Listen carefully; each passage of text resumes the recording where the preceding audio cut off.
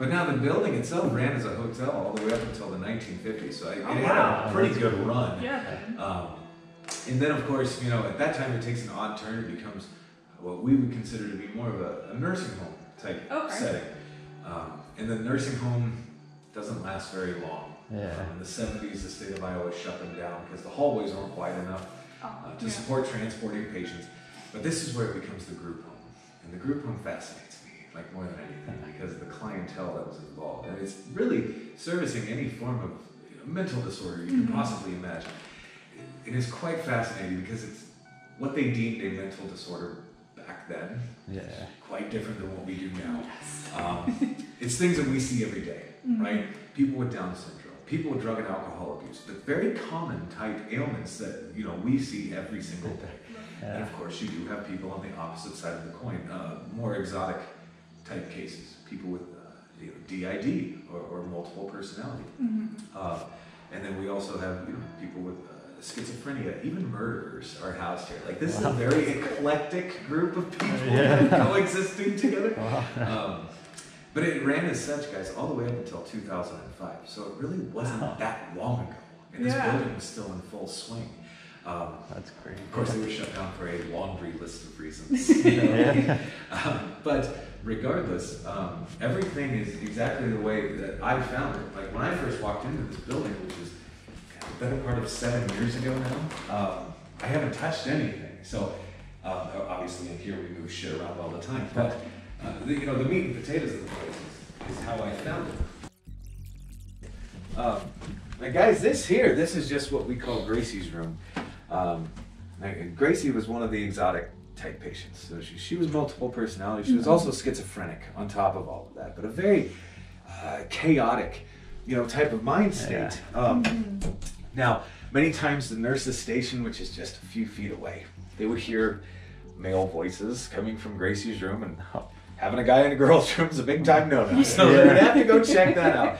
But they would walk in, they would find it was just her. But she was able to manipulate and shift her voice to sound male, which threw them for a loop, you know. One evening in particular, and this is why she fascinates me. There was 3 nurses. They came and sat with Gracie for just an hour. And during this hour, documented 13 separate, distinguishable personalities, which is damn near medically unheard of, honestly. Like, the wheelhouse is about 2 to 5. So for her to have 13, I mean, she's certainly tipping the scales, right? But again, guys, like, everything is how we found it. Obviously, I've put in the chairs.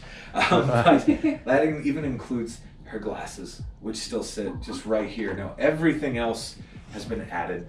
People bring stuff all the time, right? These glasses were certainly original to the room, and I can only assume this probably held a television set. Probably there's coax cable here, and like a little anchoring hook back there. That's the only thing I could come up with. But that's cool. She's one of my favorites. Like, I'll come in here and I'll just chill on the bed for an hour or whatever, and I'll just word vomit. It's cheaper than therapy. You know what I mean? So, Gracie, you're never gonna believe this shit. But guys, this is the newest section of the whole place. So they added this on in 1956 to accommodate that nursing home setting, right? So wider door frames. A lot of these rooms have a laminate type flooring as well. Against the walls, there's like the bed lights and all of that stuff. There's still names here on the med cabinet. Oh, that's cool. Obviously, like any sensitive information we did remove from the building. Like, I certainly don't want to step on toes of family members. I don't want to play the HIPAA game either, you know, so. But guys, over here, like, this is my least favorite section of the whole damn place, for sure. But this is why. And this is a dark-ass hallway. So this is where people are experiencing what we call the shadow man phenomenon. Typically, guys, what happens all the way down the hall on the right-hand side is room number 2. A very tall, black humanoid figure will come out of that room. He will turn and then run at people. Now this is a very unnatural movement. Like, quite literally, in the distance from all the way down there to here, we're talking less than a second of travel time. So our natural reaction is a very carnal one. Like, it's a very fight or flight type of scenario. Where it kind of fascinates me is nobody's getting hit or scratched or punched or any of that crap. Like, Oh, he's just being a spoopy dude. I think so. It's very interesting. Like the day after Paranormal Lockdown aired, right? One of the nurses that used to work here got a hold of me, and she said the gentleman that occupied that room was 6'7", nonverbal, mentally deranged. He had killed a few people in the past, right? But his claim to fame was whenever they were doing, call it whatever, bed checks or whatever, he would come out of his room and he would chase the nursing staff. Oh, jeez. Now, he would chase them as far as the kitchen, which is about half a house away, you know. Yeah. Jesus. He would never go into the kitchen. He would stop himself at the threshold and just turn and go about his business. No, if you were really trying to hurt someone, well, what better place than the kitchen, Yeah. right? I mean, there's all sorts of sharp stuff, you know, that you could use. So it was like a game. But it fascinated me because we're seeing similar behaviors here, right? So maybe to me, like suggesting something residual in nature. The problem is that usually there's, you know, some form of like antecedent, right? Something that would kick it into motion, like a time of day or a weather pattern or moon phase. Like we're trying everything that we can. But we have no idea why this happens. We've documented this as often, as 4 times a day. Jesus. And then there's some periods of time where it won't happen for a month, or at least not that we're observing or being able to observe. So we have no idea like what's going on, but it's freaking weird. That's cool. Yeah. Like I don't even fucking vacuum back here. Like I hate it that much. Now this lady here, this is definitely one of the more sad stories I guess that we have. But there was a lady that was brought in. Her name was Rebecca. She was in her mid-30s, so I mean she was quite young.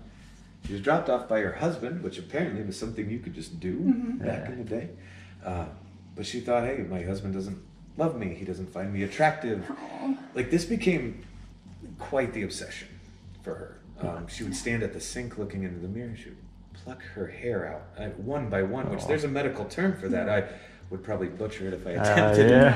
But I will say female investigators seem to have the most luck in this room. Whether that's a trust thing or what, I don't know.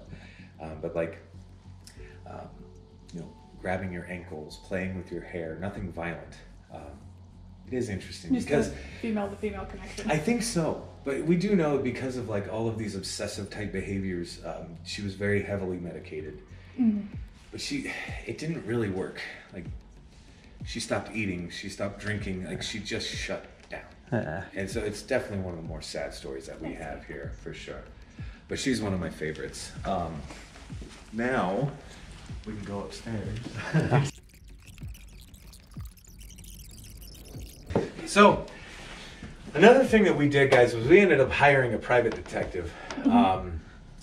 He did a 3-week-long investigation, really digging up some of the history of the place. I'm getting there. Anyway, regardless, I told him to spend a little extra time up here. There's weird stains and smears and things like that you can see. And it continues throughout the entire hallway. But here, like, on the doors, and I'll shut this door to show you a little better, because, I mean,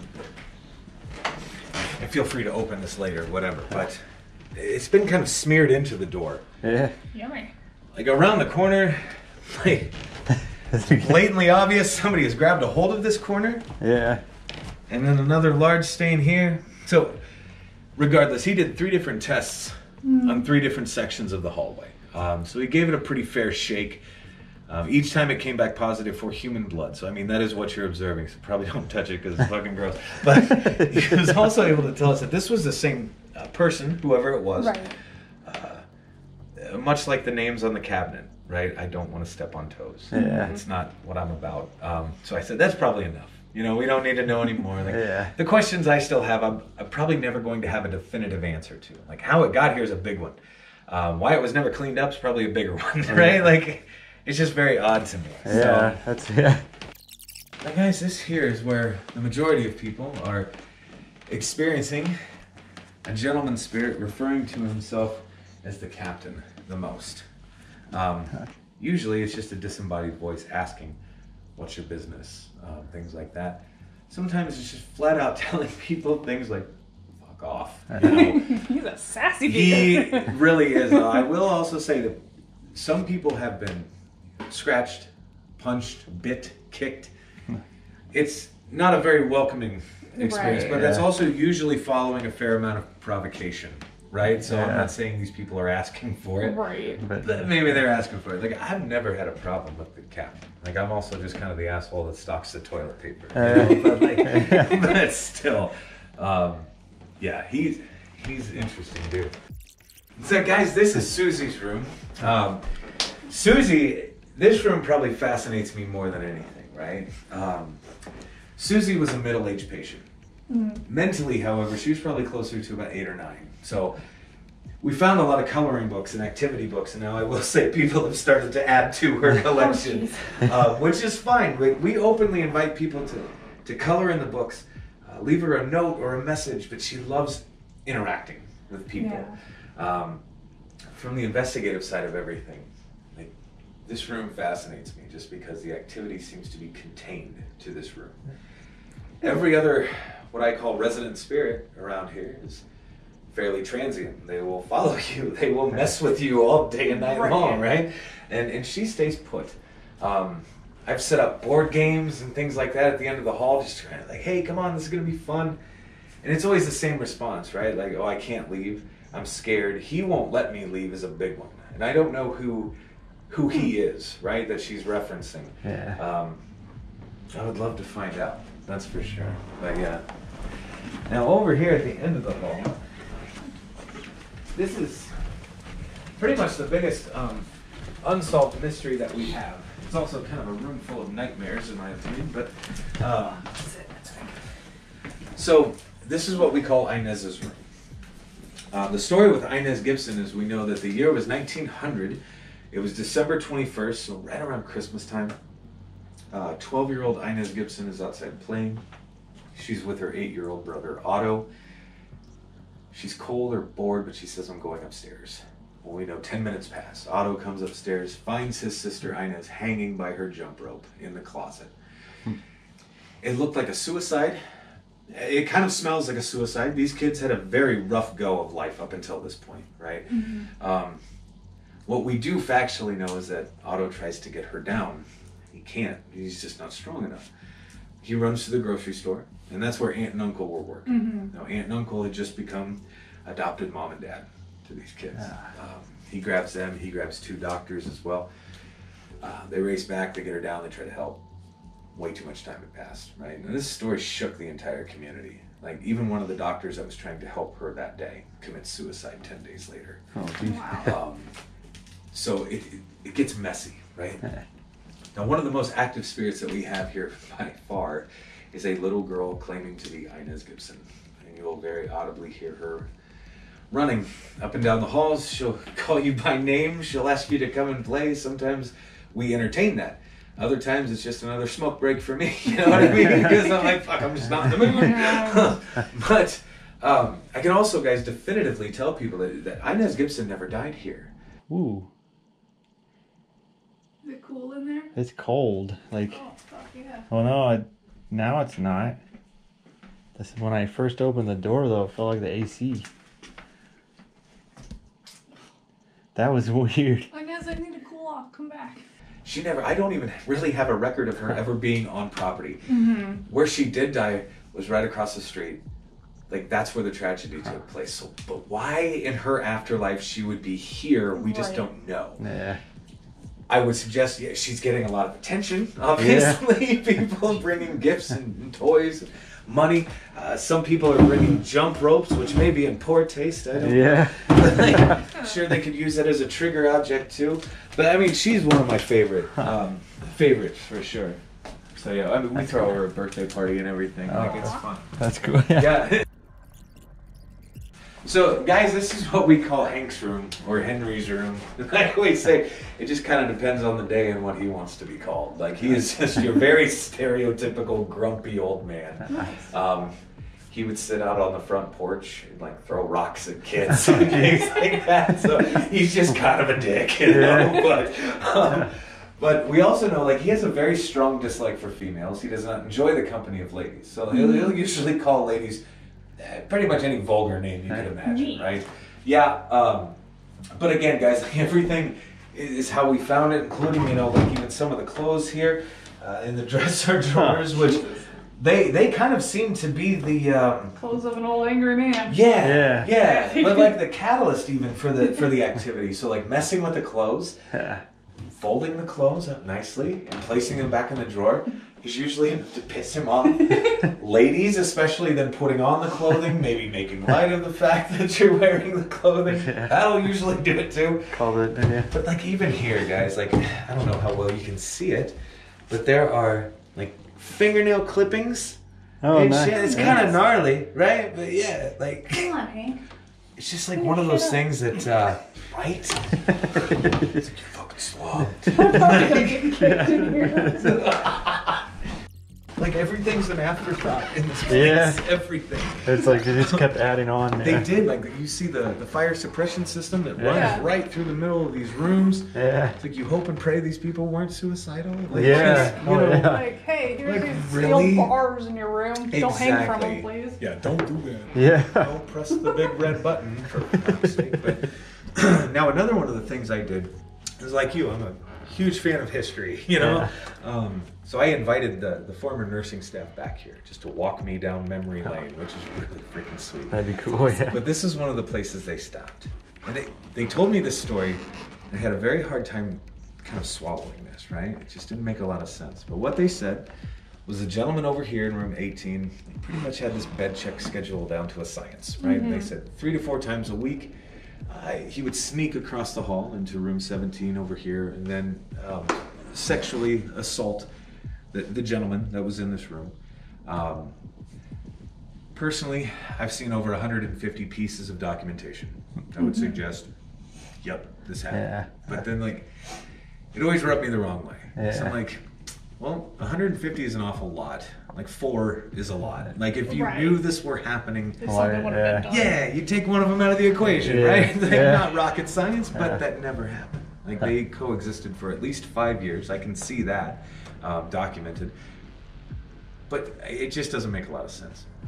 One evening we were having an event. We had a couple of the guys from that show, Ghost Hunters, that were here. We were in room 17. We were asking very specific questions. And in plain as day over the spirit box, this voice says, that never happened. It was very adamant about the fact that this did not happen. So I said, well, what did happen? He said, I loved him. And over the next 2 hours, the spirit suggested these two were in fact a couple. They loved each other very much. I know any form of sexual anything has to be documented no matter what, which may lend itself to why we would have the documentation, but maybe why they weren't separated, because maybe it wasn't an actual issue, but something had to be in the books, maybe. I don't know. Some of the best EVPs I've ever got have been from those 2 rooms, for sure. And now, guys, here, this is pretty much the only reason why you sign the waiver, okay? So then, frickin', this is new. That's weird. But guys, up here, like, we don't know what this was used for, but there's like trim and baseboards and moldings and paint. Like, it had a purpose. Like, even this old chimney has paint on it. They knocked this chimney down because it was the cause of all the fire damage you see up there. We don't know exactly when that happened. But up here, guys, it's a lot of growling, it's a lot of scratching, it's a lot of disembodied voices telling you to fuck off, die, I'm Satan himself. I mean, it's really very odd. It's not a very welcoming experience at all. The majority of these noises are coming from just on the opposite sides of the walls, right? Which, to me, I thought, oh, hey, it's a family of raccoons or something like that. We'll probably get an exterminator of some sort. Yeah. So I've been back through here, guys, 8 different times, and this is about the only place that I can really kind of squeeze through, is back on either side, right? You have little crawl spaces here. Oh, yeah. Yeah, my pregnant ass ain't getting back there. No, it sucks. It really is terrifying. It sucks. But I've been back there 8 times specifically looking carpets or droppings, right? Anything like that. The only things that I have found are very personal items. A tobacco pouch, playing cards, keys, crushed up packs of smokes, you know, and beer cans and things like that. Nothing suggesting an animal. Like, whoever this is, like I call it kind of like peacocking, right? Like he's trying to make himself bigger than he is. Yeah. So he'll tell you these horrible things just to get you down the steps, but I really don't think he's as harmful as people would like to believe. Like it's certainly not Satan that's living up here. Right. Yeah. Right? Yeah. Like so, it's weird. Like it does suck up here. Like it just gets super weird. People will get sick and all sorts of fun stuff. But I certainly don't believe it's anything like demonic or anything like that. But guys, this is my favorite part of the tour, and that's where I just gotta leave you alone. There is a working restroom downstairs. Okay. In that same hallway that we were in, where my office was. Okay. It's in that same hallway, but that's the only working restroom.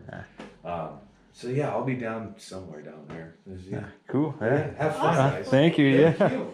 This is awesome. Yeah.